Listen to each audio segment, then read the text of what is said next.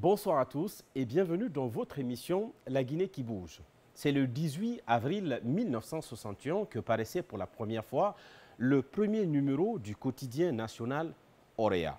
Depuis cette date, les régimes se sont succédés, les directeurs également, mais la maison mère de la presse papier reste encore debout. Retour sur ces années fastes, mais aussi de disette, avec son directeur général, Ibrahima Koné. Avec lui, nous parlerons entre autres des mutations au sein de cette institution de l'information en Guinée, mais aussi des réformes que nous allons passer au peigne fin, des difficultés que nous ne manquerons pas également d'évoquer. Mais avant, je vous propose ce reportage immersion exclusive et inédite au sein des installations provisoires du quotidien national Auréa, et vous allez le comprendre juste après. On se retrouve dans quelques instants pour l'entretien de la Guinée qui bouge. Créé le 18 avril 1961, le quotidien Auréa fait partie des patrimoines nationaux qui continuent de jouer un rôle important pour l'information et l'éducation de la population. Fort malheureusement, de l'avènement de la Seconde République à nos jours, le quotidien a observé une chute drastique de ses équipements et installations. C'est pour faire face à ces défis que le département de l'information et de la communication a doté le journal d'une nouvelle direction avec des objectifs opérationnels clairs. Au niveau de la direction, nous sommes très contents parce qu'il y a eu de grandes avancées. On n'arrivait pas à sortir une fois par semaine. Nous allons nous atteler à trouver des correspondants à l'intérieur du pays. Dans les différentes ambassades, pour un premier temps, nous sommes en train de faire des liaisons avec les conseillers chargés de la communication. Aujourd'hui, nous sommes très fiers de nous parce que non seulement on a le journal que nous faisons sortir, mais on a le journal qu'on produit en PDF qui est aussi distribué de façon électronique. Au nombre des mutations opérées par ce service, figure en bonne place la digitalisation du traitement de l'information. Abdoulaye Alseni Bangoura, chargé de la production au sein du quotidien, suit tous les jours ce processus. La fabrication du journal, du montage jusqu'au canson, avant l'imprimerie, c'est à mon niveau que tout se passe. Pour un truc de 30 minutes, je peux attendre des fois jusqu'à 10 heures. Mais ça, c'est dû à notre condition de travail. Tellement, comme vous constatez, nos sièges est en rénovation depuis plus d'1 an.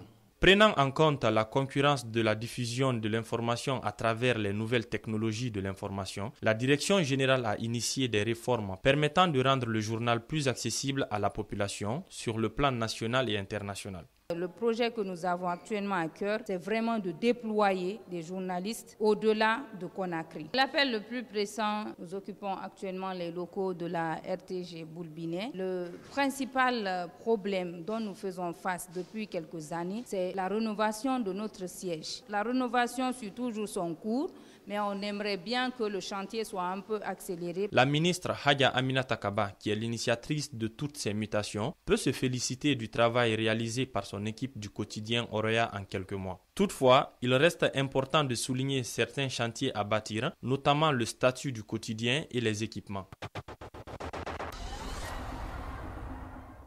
Et voilà, mesdames et messieurs, retour donc sur ce plateau après ce reportage immersion que vous avez donc pu suivre. Je reçois donc le directeur général du quotidien national Auréa, Ibrahima Koné. Merci encore une fois d'avoir accepté notre invitation. Merci à vous. Très bien, asseyez-vous. Merci beaucoup. Ibrahima Koné, vous venez de suivre à l'instant le reportage immersion que nous avons pu réaliser au sein de vos bureaux provisoires, hein, il faut le préciser. Est-ce que vous pouvez déjà nous présenter le quotidien national Auréa? Ben écoutez, merci Monsieur Hilal. Je profite de cette occasion pour remercier le groupe Joma.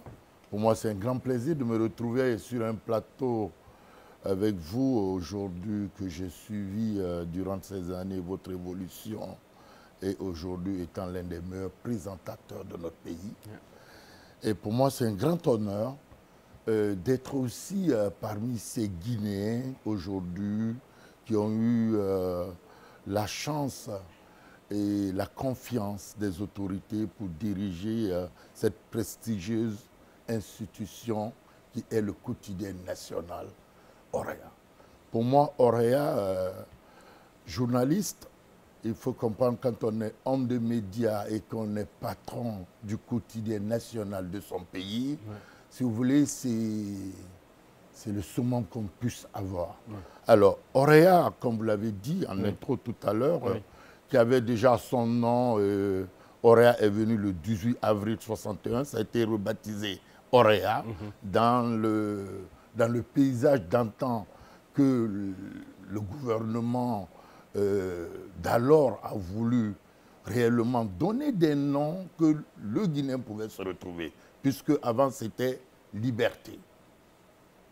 Et jusqu'en 1958, à l'exception de l'indépendance de notre pays, et en 61, on a dit, écoutez, pourquoi on ne va pas trouver un nom où nous, Guinéens, Malinké, Soussou, Guerzé puissent se retrouver. Alors on a rebaptisé. Et pour peut-être mettre à l'aise nos téléspectateurs qui ne comprennent pas la langue malinké, Oroya, ça veut dire dignité. Dignité, voilà. Liberté. Alors depuis lors, l'institution a été rebaptisée le 18 avril 61 Oroya. Alors sa vocation c'était quoi? C'était de donner de l'information, sensibiliser, éduquer, donner aux Guinéens la primeur des informations et valoriser nos cultures. Et c'était beaucoup politique, là, il faut le préciser, Mais surtout il faut pour la première République qui utilisait donc cette plateforme ou ce média-là, surtout pour pouvoir s'exprimer à la fois sur le plan national et international. Il faut comprendre aussi l'époque. Hein. L'époque, on n'avait pas tout ce dont on a aujourd'hui. Écoutez, il fallait avoir le papier pour avoir la quintessence de ce que l'État voulait véhiculer. Et en ce moment, je précise bien qu'il n'y avait pas de télévision encore. Ben, la télé était pas du tout. Hein, parce que la télé, la Guinée a connu... en 75. En 77, je crois. 77, voilà. Alors, il n'y avait pas de télé, il fallait lire, il fallait prendre un journal, faire la lecture, comprendre. C'est dans ça que vous avez toute la quintessence des orientations de l'État. Décrets, recommandations, séminaires, conventions, les accords et même les informations de l'étranger étaient là. Alors, c'est pour vous dire que Orea était au centre de l'information. Et on imagine que le quotidien était représenté à la fois sur le plan national et à l'international, dans les institutions il y avait la diplomatiques. valise diplomatique que Orea était tout à l'intérieur pour envoyer dans les représentations de la Guinée. Je me souviens une fois à Moscou, il y a un monsieur qui m'a montré des tonnes de copies de Orea et que chaque fois que la valise diplomatique arrivait, il y avait des copies de Orea à l'intérieur. On arrive après à la Deuxième République. Ben, la Deuxième République, oui, il y a eu de l'eau qui a coulé sous les ponts. Les donnes ont changé, les priorités ont changé. Qu'est devenu Orea à ce moment? Ben, écoutez, il faut comprendre déjà qu'en 1984, Orea a continué. Et après le changement de régime, le Orea a continué à faire son travail. Mais les orientations ont un peu changé. Puisque la nouvelle équipe qui est venue, et avec le général Lansana Conté, on a essayé de libéraliser un peu tout ce qui était l'économie. Cela va sans dire que la presse a été, on a laissé une petite ouverture où des Guinéens nouveaux sont arrivés en Guinée, ceux qui étaient à l'étranger, et Orea a commencé à avoir haute orientation. Et ça a continué jusqu'en dans les années 92, où réellement on a parlé de la liberté de la presse, où il fallait donner la chance à d'autres Guinéens à faire d'autres journaux. Vous avez vu l'introduction de l'Inx. C'est là que la presse privée s'est véritablement installée dans le pays, où peut-être la presse privée a commencé à s'installer. A commencé à s'installer. Et là, vous avez vu qu'on a commencé avec ce qui est le multipartisme. Et ce qui veut dire que l'information devenait plurielle. Et les intérêts de la population devenaient pluriels. Ceux qui écoutaient l'État et ceux qui voulaient critiquer l'État. Alors, si vous voulez, quand vous mettez sur la balance, on te disait que Orea donnait puisque la ligne éditoriale de Orea n'a pas beaucoup changé, on est pro-gouvernemental. Il faut que ça soit clair, c'est le journal de l'État guinéen. Et nous donnons les grandes orientations de l'État guinéen en information, en sensibilisation, en culturel, tout. Et les autres journaux étaient là pour dénoncer. Et bon, ben, il faut comprendre que dans une société démocratique, les gens ont tendance à aller rapidement vers tout ce qui est dénoncé, tout ce qui est dit au bout de chemin, je ne dirais pas les ragots, puisque Orea, on dit des choses qui sont sensées et qui sont justes. Et du coup, ben, écoutez, il y a eu beaucoup de journaux qui sont arrivés sur les marchés. Et le Guinéen avait le choix de prendre Orea ou aller s'informer ailleurs. Très bien. Et les investissements n'ont pas suivi. Et vous voyez, au fur et à mesure, on a perdu beaucoup de nos parts de marché. Et d'autres journaux sont rentrés là-dedans. Voilà. Et aujourd'hui, on parle d'une chose, avec l'arrivée du professeur Alpha Condé, c'est quand même 2 milliards qui ont été mis à la disposition de Orea et de l'AGP, ce qui devrait du moins donner un nouvel élan. Comment cela s'est déroulé? Ben, écoutez, il faut comprendre qu'à l'époque, ça nous a fait vraiment un ouf de soulagement. C'était une bombe d'oxygène, réellement. Mais les 2 milliards, je vous dis, c'était 1 milliard pour Orea, avec une pick-up, et 1 milliard pour l'AGP, avec une pick-up. La précision, là, à ce niveau, il faut vraiment qu'on On a vraiment coupé la poire en deux. Pour ces deux organes. Et là, je retourne un peu en arrière pour vous dire que moi, j'étais nommé en 2018. Et en 2019, le président Alpha Condé était passé à Orea. Et le président Alpha Condé, c'était un 18 avril. On fêtait les 65 ans, je crois, de Orea déjà. Puisque Orea est plus de... On n'a plus Orea est encore plus vieux que la naissance, enfin l'accession à la liberté, à l'indépendance. Écoutez, quand vous regardez un peu 61 jusque-là, si vous voulez, on était autour de... on fêtait, si vous voulez, on allait un peu en arrière. Mais Orea lui-même, on a 61 ans. On a 61 ans, il faut 61 ans ou 62 ans là. Alors, qu'est-ce qui s'est passé à ce niveau? Puisque le bâtiment... Ça faisait déjà des dizaines d'années que le bâtiment n'avait pas eu de rénovation. Et moi, quand j'étais nommé, m'installer avec mon directeur Vasco, M. Mamadi Keita, réellement, je vous dis que je n'avais pas de chaise dans mon bureau. C'est dans un bureau vide qu'on m'a installé. Pas de mobilier. Et est-ce que ça veut dire que Orea était aussi abandonné que ça? Ben, je ne dirais pas abandonné, mais Orea était dans les oubliettes, réellement. Et c'est pour cela, à l'époque, il y a certains facteurs qui ont peut-être contribué à cela. L'aspect imprimerie qui a disparu. L'imprimerie Patrice Nunba a disparu. Akbar n'existe plus, ce qui veut dire que Orea, en principe, n'avait plus d'imprimerie pour imprimer le journal. Pas du tout. Et les subventions aussi se sont ralliées? Les subventions, puisqu'il faut comprendre le statut juridique de Orea. Orea n'est pas un EPA. Orea est une direction rattachée au ministère de l'Information et de la Communication. Ce qui veut dire que Orea ne perçoit pas de subventions. Alors, à cet effet, c'est le ministère qui demandait à la direction de Orea d'évaluer sa production, les besoins, et mettre à sa disposition. Et le ministère donnait en matériel les besoins à Orea. Mais depuis belle lurette, cela aussi a été complètement arrêté. Et quand on demandait au ministère, c'était manque de budget.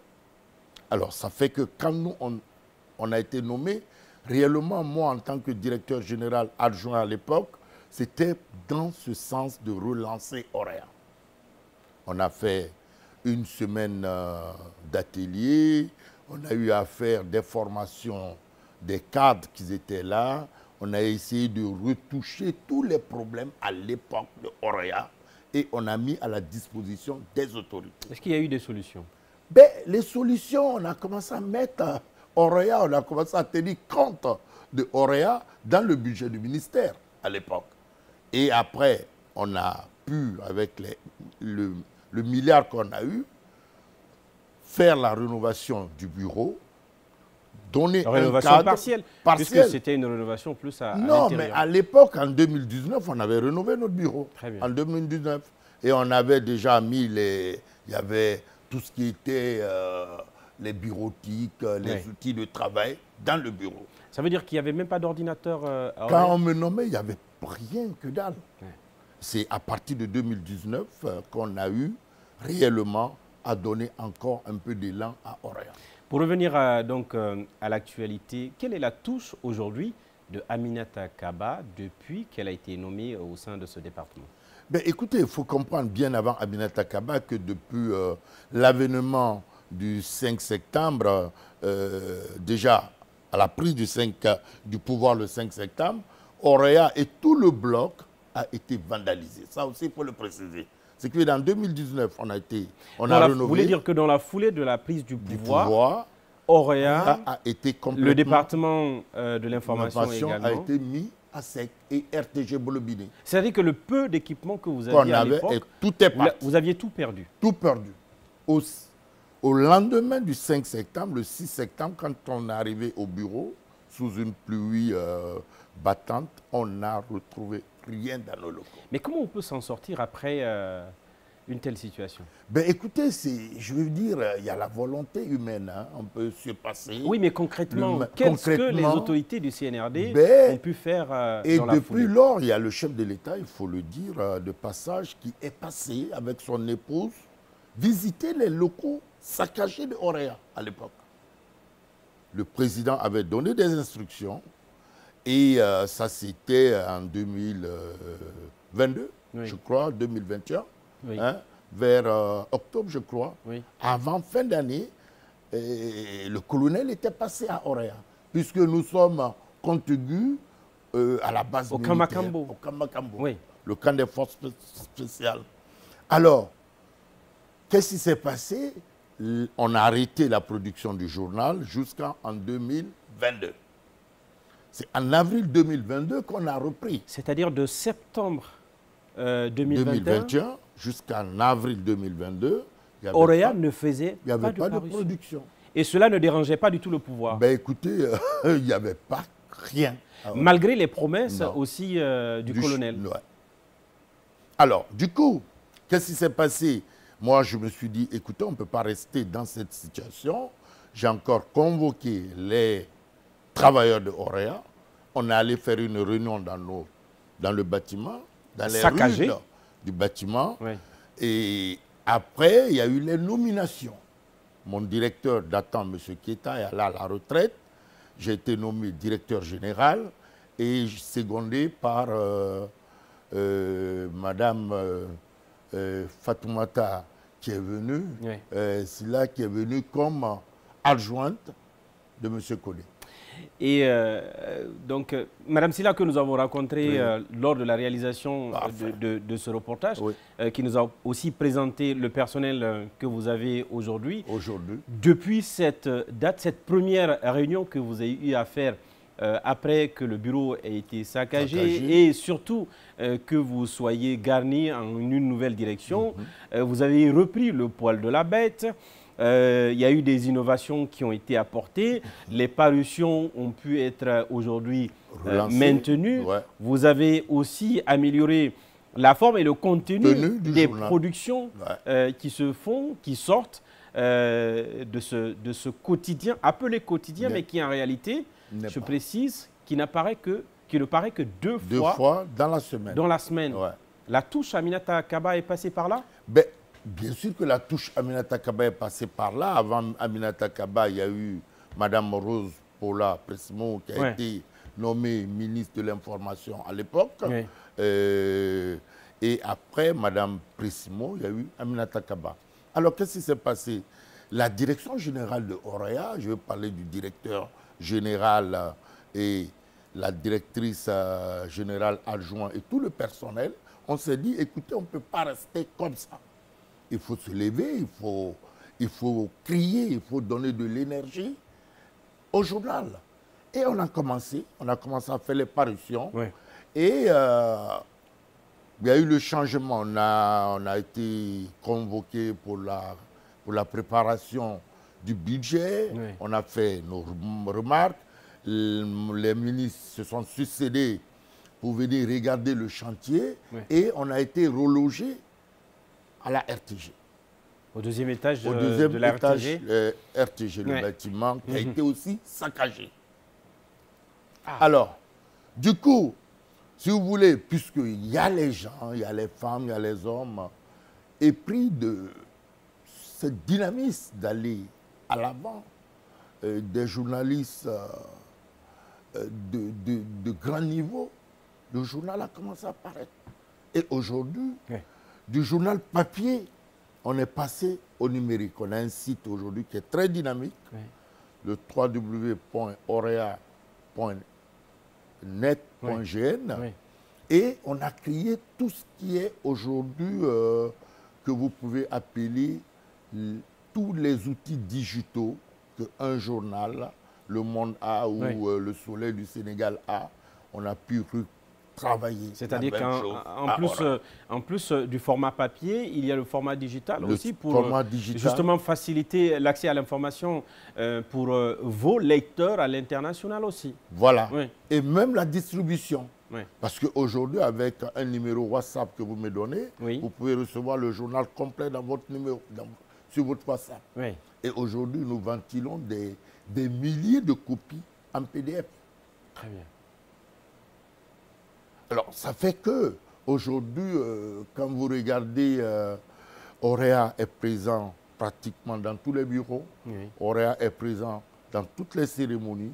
Nous couvrons de façon, je ne dirais pas 100%, mais nous couvrons de façon 60 ou 85% toutes les activités gouvernementales actuellement. Très bien. Et au-delà, toutes les invitations et tous les clients qui viennent pour les annonces Ouais. ou pour des publicités sont satisfaits à 100%.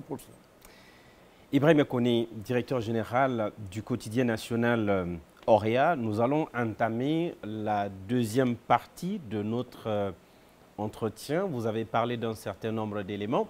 C'est la ligne éditoriale du quotidien national Orea qui, je rappelle, comprend aussi la direction de ACBA Bah, et la presse rurale ouais. qui est pratiquement aussi dans ces moments de balbutiement. Il faut aussi permettre de pouvoir relever les défis à ce niveau. Des difficultés techniques, vous en avez parlé brièvement, notamment liées au manque d'imprimerie, mais aussi le personnel, parce que pour le moment, vu que vous êtes, la direction est rattachée, vous avez un personnel de l'administration publique. Ouais. Parlez-nous de ces difficultés. Ben, écoutez, les difficultés que nous avons, c'est que vous êtes direction et que vous recevez des travailleurs et si vous voulez, les 70% ou les 35, les 70% ou les 60% font pas votre affaire. Ouais. Puisque ce n'est pas vous qui les recrutez. Ouais. Vous recevez des fonctionnaires dans votre direction. Ouais. Ça fait que vous avez des problèmes de personnel. Aujourd'hui, j'ai besoin d'un graphiste. Je n'ai pas de graphiste. Et vous n'avez pas de moyens pour les recruter. Ben, tu n'as pas de moyens pour les recruter, puisque tu ne peux même pas recruter. Il n'y a pas question de moyens. C'est que ta direction rattachée ne te permet pas de recruter. Tu ne peux pas. Tu es obligé d'exprimer les besoins. Et c'est là les réformes que Mme Aminata Kaba, ma ministre actuelle, a apportées. Oui. Aujourd'hui, il y a des besoins. Chaque direction exprime les besoins en matière de technique, en matière de personnel, quel type de travailleurs on souhaite avoir, quel type de qualification on souhaite avoir dans sa direction. Ce travail a été fait, ça a été déposé auprès de Madame la ministre. On attend qu'on soit doté, mais on attend aussi que aujourd'hui nous sortons de cette situation, que nous partons dans notre siège qui va être rénové et après la rénovation, pour que les gens quand même, puissent s'installer, qui traînent beaucoup. Une rénovation qui traîne ça fait quand même 2 ans, depuis de très longues années. À ce niveau, il faut dire qu'on a connu pas mal de problèmes. Mais le mal est où? Est-ce que ce sont les finances? Est-ce que ça vient d'où tout ce retard? Je dirais il y a eu... écoutez, on n'a pas été trop chanceux là-dessus, puisqu'on a confié le travail... Est-ce que ça veut dire que Auréa n'est pas une priorité? Priorité, si, mais je veux dire, ça traîne. Et ça, c'est une réalité, puisque l'entrepreneur qui a été choisi, un temps, le mal, ce n'était plus les finances du ministère, mais c'était du côté de l'entrepreneur. Et après, c'est l'entrepreneur qui ne reçoit pas d'argent, qui dit non, moi, on ne m'a pas payé la caution de démarrage, je ne démarre pas. Et quand on est prêt à le payer, il n'est pas à jour sur les fixes. Alors, ça fait que ça a traîné. Et aujourd'hui, jusque-là, nous, on prend le poids de ce retard. Parce que le personnel, tu n'as pas d'espace pour installer tout le monde. Aujourd'hui, je vais être bénéficiaire de beaucoup d'outils de travail, des ordinateurs, des bureautiques, de ceci. Mais je n'ai pas d'endroit sûr pour les installer. Oui. Pourquoi? Parce que, écoute, on est dans des bureaux réduits. À cet effet, ça, cet appel, je le lance, parce que ça fatigue même le travail. Oui. Une bonne réflexion, cela veut dire qu'il faut être dans un environnement sain pour pouvoir produire. Et là, au jour d'aujourd'hui, Auréa, on fait beaucoup d'efforts, je dirais même des efforts surnaturels pour produire ce que nous produisons aujourd'hui. Très bien. Et ça, à ce niveau, je dois féliciter toute ma direction, commençant par le chef de personnel chez nous, c'est la directrice générale adjointe qui est la patronne de l'administration. Oui. La féliciter pour le travail qu'elle engage avec son personnel. La compréhension, au fait, vous savez, quand vous êtes dans l'administration, vous avez plus d'une centaine de personnes, c'est là que tu vois les vrais managers. Oui. Ce n'est pas dans le privé. Oui. Le privé, il y a le budget, il y a tout qui les accompagne. Nous autres, qui percevons que nos salaires et que nous devons manager, à ce niveau, je leur dis chapeau. Donc, comment est-ce qu'aujourd'hui, Auréa peut être à la fois compétitif pour informer nos concitoyens, mais aussi comment Auréa peut être compétitif sur le plan managérial? Écoutez, sur le plan managérial, Auréa n'a aucun problème. Aujourd'hui, le quotidien national Auréa, comme j'aime bien le dire, on est libre de dire tout ce qu'on veut dans nos colonnes. Est-ce que vous voulez dire que vous n'avez jamais reçu de menace d'un ministre ou d'un directeur qui a été touché par une situation dénoncée au sein de votre organe? Écoutez, on le dénonce, on le dit, ce qui se passe. Ouais.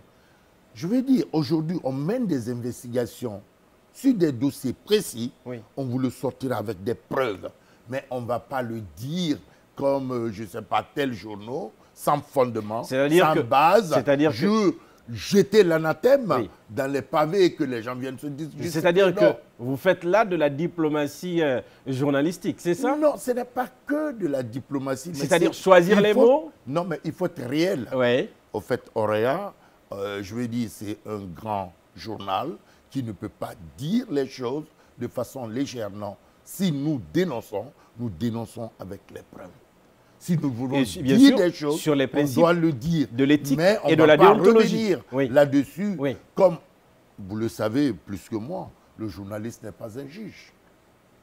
Il y a des principes journalistiques que nous respectons. C'est de rester sur les faits. Voilà. Et en ce qui vous concerne, si je pense bien, vous êtes sur ce principe de dire que les faits.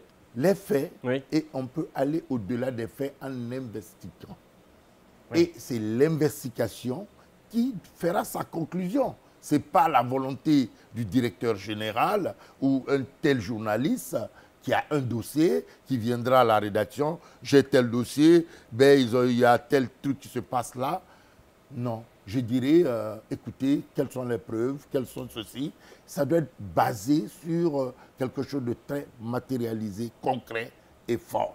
Très bien. On a juste derrière nous l'un des tout derniers numéros du quotidien. Le dernier, je pense, parlait de la semaine de l'indépendance et du 2 octobre. Voilà, le dernier, on parlait de la sortie de madame, la première dame du côté de l'abbé. Oui. Et réellement, l'engouement que cela a créé. Et avant ça, on a eu 2 numéros. Oui.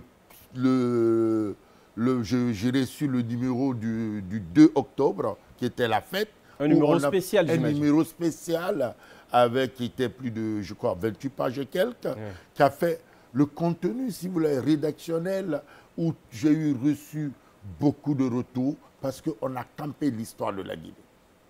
On a campé l'histoire de la Guinée, on a interrogé les Guinéens qui se sont exprimés sur notre indépendance. Et à cet effet, c'est un beau journal, il faut le lire pour comprendre un peu d'où nous venons jusqu'à aujourd'hui où nous sommes.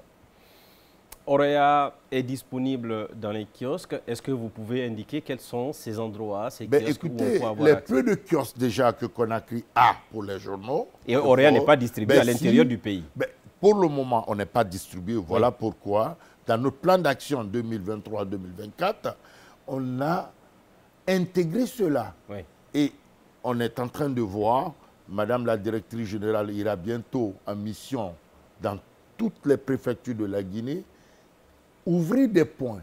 Nous distribuons plus de copies en PDF aujourd'hui que nous imprimons. Aujourd'hui, vous êtes à combien de numéros par semaine? Je rappelle que vous êtes à 2 parutions, mais par parution, vous avez combien? Nous sommes autour de 1000-1500 copies et autour de plus de 5000 en copie électronique PDF. Des ambitions à ce niveau? Des ambitions, c'est d'aller à 15 à 10 000 ou plus aller jusqu'à 50 000, couvrir.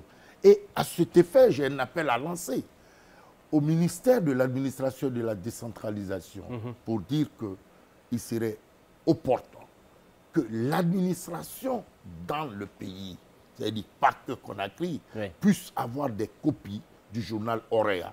Aujourd'hui, un privé qui veut investir à Zérékoré ou à Lola doit savoir est-ce que c'est une zone qui est adaptée à mon investissement.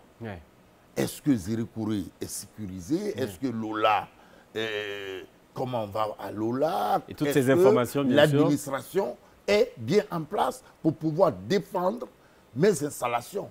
Et ça, vous ne pouvez le retrouver que dans le quotidien national Orea. Sur un plateau, on me dit, est-ce que l'État fait des trucs pour la jeunesse guinéenne? Je dis, on en fait beaucoup. Mais est-ce que la jeunesse guinéenne s'informe de ce que l'État met en place pour eux? Voilà des questions de temps en temps. Il faut que les gens soient curieux. Aujourd'hui, l'État met beaucoup de choses à la disposition des jeunes Guinéens. Quand vous regardez toutes ces réformes. Mais est-ce que la jeunesse s'informe de ce que l'État, bien sûr, fait dans le pays? Alors, dans ce cas, ratio, nous sommes là. C'est là que Orea se positionne pour donner l'information, ou en tout cas la bonne information sur ce qui se passe au niveau de l'administration publique, au niveau des politiques, au niveau de la politique générale du gouvernement et de l'État. Et c'est bien que vous ayez dit ça, parce qu'effectivement, le chef de l'État a eu à convoquer les médias de service public, les journalistes qui travaillent donc au sein de ces institutions-là, pour leur demander vraiment de se mettre au service du public. J'insiste sur ça parce que je pense que c'est aussi la vocation de ces médias-là. Nous sommes pratiquement à la fin de cette émission, peut-être... un dernier mot avant de clôturer. Mon dernier mot, c'est toujours féliciter, écouter les travailleurs de Orea, réellement. Je ne dirais pas qu'ils souffrent, qu'ils travaillent dans des conditions difficiles. Écoutez, qu'ils continuent. C'est en forgeant qu'on devient forgeron. Je crois que le ministère est en train de mettre le gouvernement de façon générale qui veille là-dessus, sur les recommandations du président et du Premier ministre, que Madame la ministre est en train de mettre les bouchées doubles pour que Orea soit équipé, le chantier doit être rénové et que nous puissions faire le travail sur pourquoi nous sommes là. Et plus loin, cet appel, je le répète encore, j'insiste, de dire à mes collègues directeurs généraux de faire un clin d'œil à Orea. On est tous, on n'est pas, vous savez, on n'a pas les mêmes types de budget, mais on fonctionne tous pour ce peuple, pour la Guinée. Et ça serait souhaitable que Orea soit impliqué dans leur activité. Nous sommes là pour ça. Je vous remercie. Voilà. Ibrahima Koné, merci encore une fois pour votre disponibilité. Mesdames et messieurs, nous avons parlé de long en large, et vous l'avez compris, du quotidien national Auréa. Et pour que vous compreniez encore de quoi est-ce qu'on est en train de parler, si vous prenez le siège de la présidence de la République, c'est une institution nationale. De la même manière, le quotidien national Auréa est également une institution nationale du pays au service de l'information du peuple de Guinée. Nous avons eu du plaisir à échanger avec son directeur général. Nous avons également eu du plaisir à faire cette immersion dans les installations provisoires pour le moment du quotidien national Auréa. J'espère et nous espérons avec toute l'équipe qui m'a aidé à réaliser cette émission que vous avez pris du plaisir à nous suivre. L'information, bien sûr, continue dans nos émissions et pour les prochains numéros que nous allons vous déployer ici. La Guinée qui bouge, vous le savez, c'est bien sûr ceux qui font bouger la Guinée que nous recevons sur ce plateau. À très prochainement.